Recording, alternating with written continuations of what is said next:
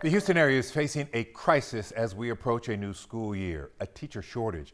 There are more than 2,200 teacher vacancies in 5 of the Houston area's largest districts. The shortage is something one group says it's all coming and says the problem isn't likely going away anytime soon. Jason Miles live from a Houston school tonight. Jason, not surprisingly, many of the vacancies in HISD. Yeah, most of the vacancies, at least in our area. HISD still looking at hundreds of teacher openings just a few weeks ahead of the new school year. But let's make it clear, this is a nationwide issue.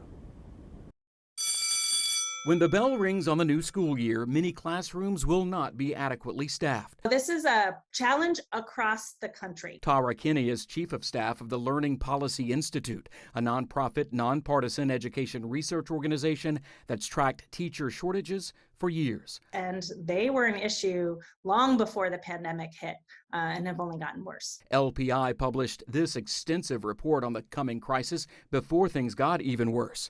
Just look at this line graph showing estimated supply and demand for teachers going in opposite directions. One issue, research shows declining enrollments in teacher preparation programs, down about a third from 2010 to 2018 alone. And at the same time, we see very significant rates of teachers leaving the profession, what we call teacher attrition.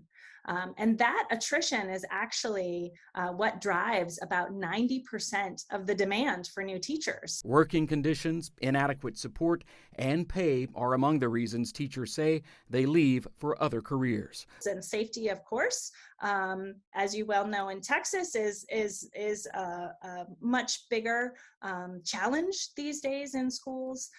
So the job of teaching is enormous. In this separate study that came out just this past June, the Rand Corporation found that teachers have twice as much stress as other working adults.